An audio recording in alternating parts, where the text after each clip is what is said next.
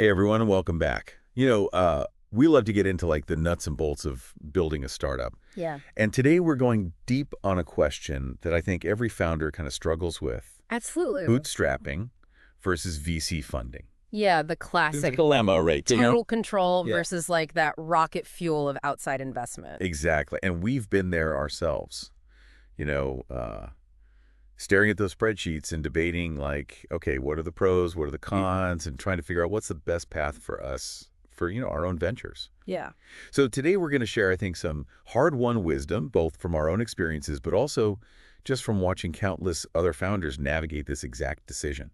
And we've seen amazing companies built both ways, but the key is like understanding which path aligns with you, right? With your vision, with your risk tolerance, and honestly with the specific demands of your industry. For sure, for sure. So let's start with that scrappy independent route, Yeah. bootstrapping. Yeah. We both have a soft spot for this approach, um, because it lets you build with intention, focusing on profitability from day one. Yeah, building a sustainable business that's less vulnerable to, the market whims or investor pressures. 100%. Think about Sarah Blakely, founder of Spanx, Oh yeah. started with $5,000. Wow. Cutting pantyhose in her living room to create prototypes, I love that story. filed her own patents, hustled her way onto Oprah, and built a billion-dollar brand without ever taking outside investment. And what's so fascinating about Spanx is that Sarah's like direct connection with her customers was like a huge driver of her success. She listened to their feedback, she constantly iterated on the product and really built a brand that like resonated with women. And that level of customer intimacy can be harder to maintain when you have investors pushing for rapid growth or focusing on different metrics. That's such a good point. It's Oh. about staying true to your vision and building something that really solves a problem for your customer. Yeah, exactly. And that brings us to another like bootstrapping legend. Oh yeah, MailChimp. MailChimp, love it. Ben Chestnut and Dan Kurzius, they spent like nearly 2 decades meticulously building their email marketing platform without outside funding, It's incredible. focused on sustainable growth, reinvesting profits, creating a product that people loved, and guess what? They sold to Intuit for $12 billion Oh my gosh, in 2021. amazing. Right, so it's a testament to their long-term vision and their commitment to building something truly valuable. They weren't chasing those quick wins or trying to please investors. They were in it for the long haul. They were building a legacy. And their story shows that bootstrapping isn't just about surviving, it's about thriving. Yes. It's about creating a business that's built on a solid foundation, Yeah. generating revenue from the start. Yeah. Now, let's be real. Bootstrapping isn't always sunshine and roses. It's not easy. It's not. It requires a different kind of grit and determination. You're wearing multiple hats, stretching every dollar, and often making personal sacrifices to just keep that dream alive.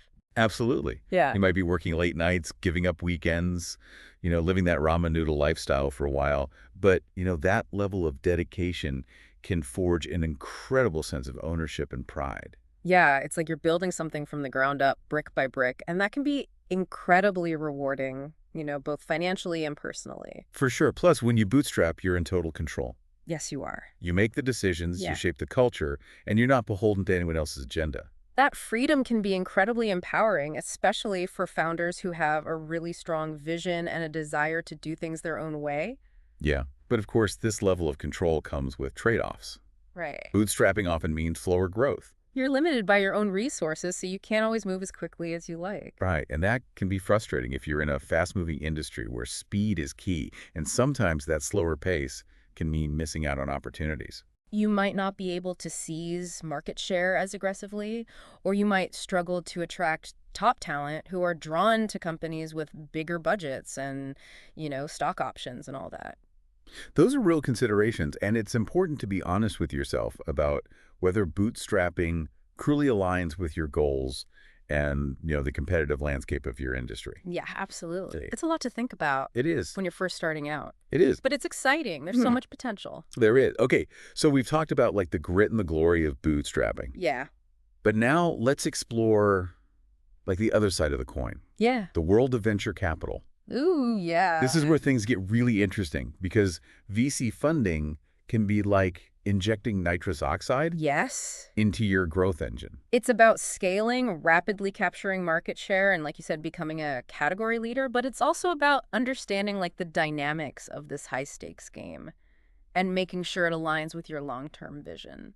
I think a great example of this is the story of Amazon. Oh, yeah.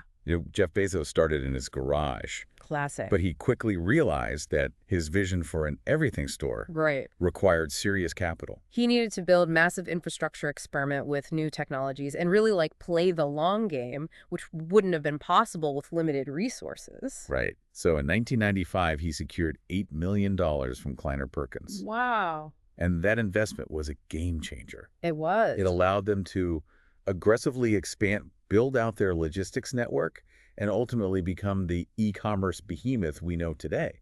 And what's even more fascinating is that VC funding enabled Bezos to make these audacious bets that most bootstrap companies wouldn't even dream of. Totally. Think about AWS, their cloud computing platform, which started as an internal tool and became this massive revenue generator, or their acquisition of Whole Foods, which completely disrupted the grocery industry. Right. These are moves that require a level of risk tolerance and financial firepower that most bootstrap companies simply don't have. And that brings us to another key advantage of VC funding: access to expertise and networks.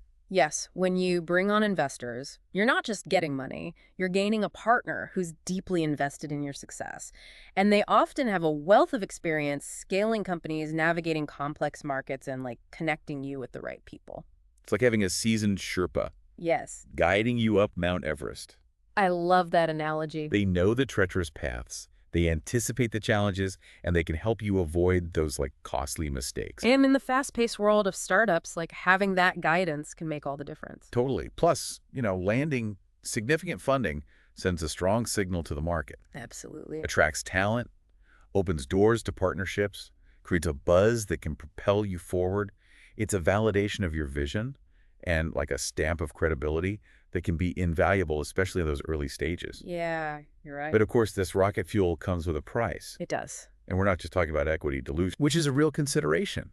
It's about understanding that when you take on VC funding, Yeah. you're entering a different kind of game. Yes, you are. You're now playing by a set of rules that prioritize rapid growth and aggressive returns. And that can create immense pressure to hit those ambitious milestones, sometimes at the expense of long-term sustainability or even your original vision. And we've seen companies make decisions that they later regretted, all in the name of chasing those hockey stick growth curves that investors love. Yeah, it's easy to get caught up in that frenzy and lose sight of what truly matters. Right, and that's why it's so crucial to choose your investors carefully. Very carefully. It's not just about the money. Right. It's about finding partners who share your values, understand your long-term goals, and are willing to support you through the inevitable ups and downs of building a company. You want investors who are in it for the right reasons, who are willing to be patient and provide guidance, not just pressure. And sometimes that means saying no to a deal that doesn't feel right, even if it's a lot of money. Because the wrong investor can be a nightmare. Oh, yeah. They can micromanage your decisions, push you in directions that you don't believe in, and create a toxic culture that can ultimately derail your company. You don't want that. So take your time, do your due diligence, and choose your partners wisely. For sure. And that brings us to a story that perfectly illustrates both the promise and peril of VC funding Airbnb. Oh, yeah. Remember those early days when Brian Chesky and his co-founders were literally selling cereal I remember that. to keep the lights on?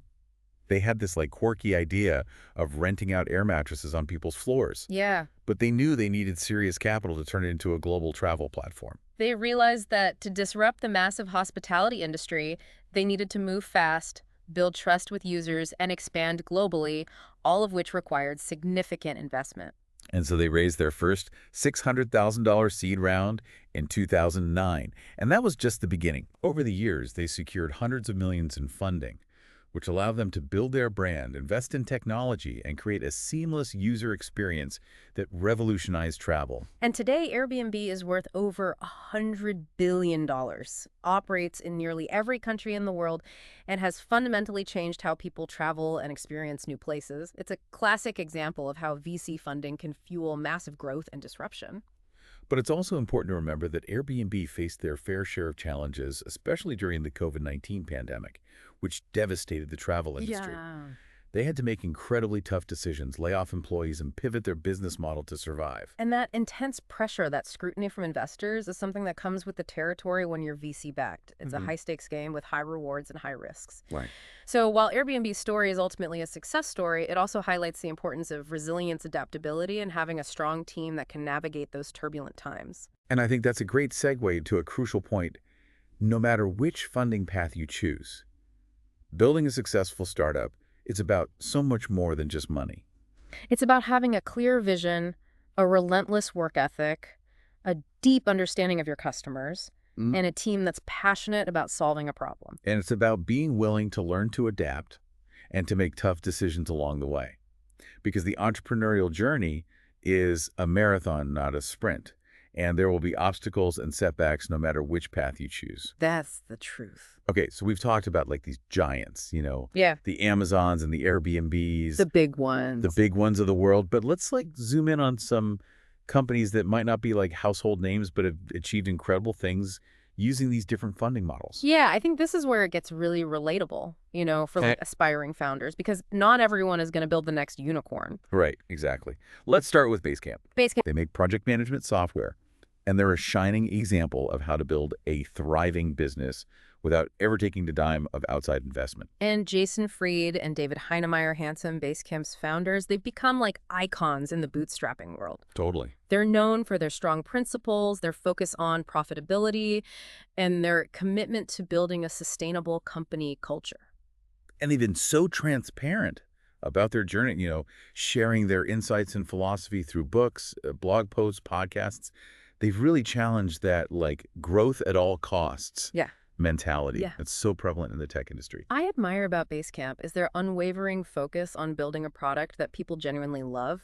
They haven't chased trends or tried to please investors. They've stayed true to their vision, and it's paid off big time. They've built a loyal customer base, a profitable business, and a company culture that prioritizes work-life balance and employee well-being. That's huge. It's proof that you can build a successful tech company without sacrificing your values or burning yourself out. Totally. And for a contrasting example, let's look at Patreon. Oh yeah, Patreon. They've created a platform that allows creators, so artists, musicians, writers, podcasters, to get paid directly by their fans through memberships. Patreon is a perfect example of a company that leveraged VC funding to like disrupt an industry. Yeah. They saw this massive opportunity in the rise of the creator economy, and they needed capital to build the technology, attract top talent, and scale quickly. And they've raised over $400 million to date, and they've used that funding to build a sophisticated platform, expand globally, and become the leading platform for creators to connect with their fans and monetize their work.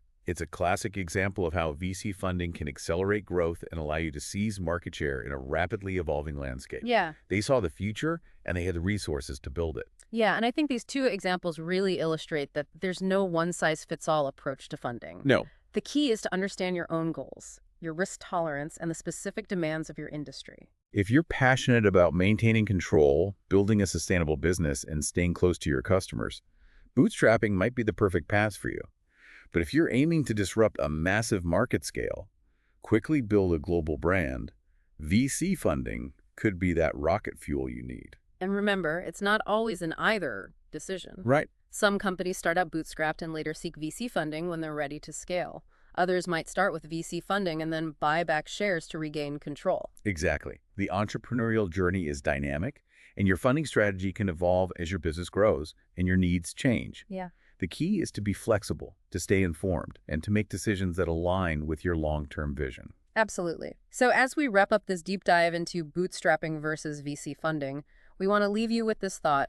Building a successful startup is about so much more than just the money. It really is. It's about having a clear vision, a relentless work ethic, and a deep understanding of your customers. It's about building a team that shares your passion, solving a problem that matters, and being willing to learn and adapt along the way. And no matter which funding path you choose, remember that the journey itself is the reward. Yeah. It's going to be challenging, it's going to be exhilarating, and it's going to push you to grow in ways you never imagined. So embrace the adventure, stay true to your vision, and never stop learning. Couldn't have said it better myself. Thanks for joining us on this deep dive. We'll catch you on the next one.